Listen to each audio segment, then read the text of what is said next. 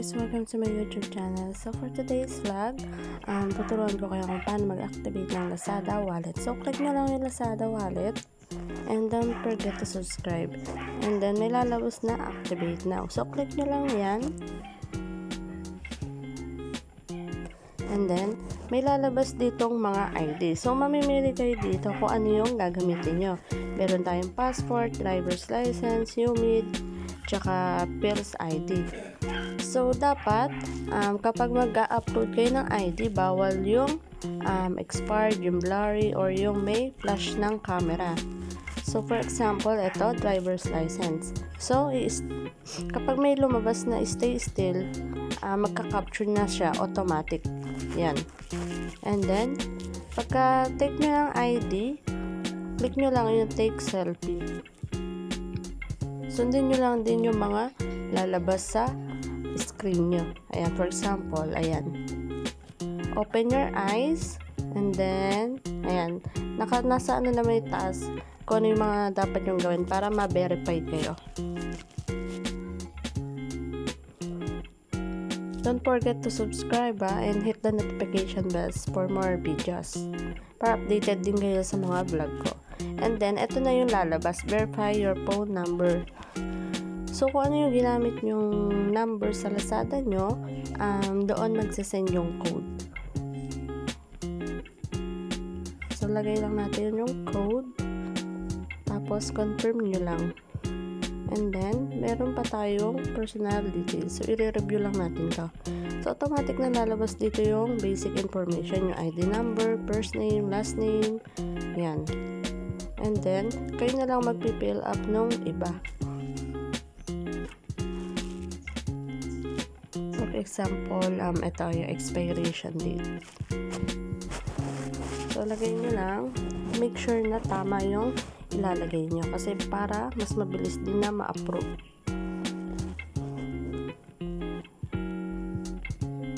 Fill upan nyo lang lahat.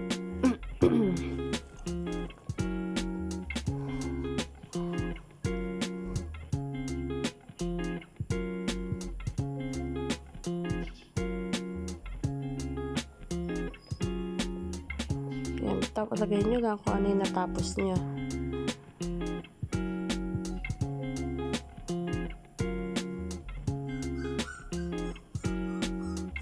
Tapos lagay nyo kung ano yung trabaho. Tapos company name. Company name, kayo na bahala mag-isip. Yan. Lagay nyo din kung ilang taon na kayo magtatrabaho. And then, kung magkano yung monthly income nyo. For example, less than 24K para medyo mababa muna yung ibibigay sa atin. So, lagay nyo kung anong industry. So, syempre, dahil ano lang, sari-sari store. So, lagay na lang natin retail. Yan. And then, emergency contact. Maglagay lang kayo ng isang pangalan ng tao na pwedeng kontakin in case na hindi kayo makontak or hindi merong problema. Yan. Lagay nyo lang din yung number. And then, kung kaano-ano nyo. And then, ito pa. Increase chance of approval. So, optional lang naman to kahit hindi nyo natalagyan. Basta click nyo lang yung submit.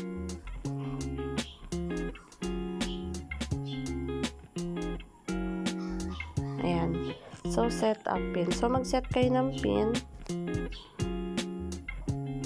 Ewan ko ba kung para saan to. Ayan, mag-set lang kayo. For example, ito. Ulitin ko na lang ulit to.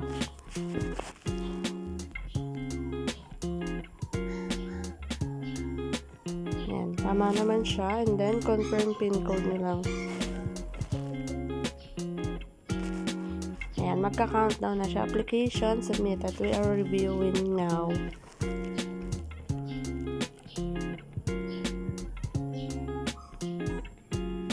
So, ayan guys, your Lazada Pay Later is approved with minimum 1,500.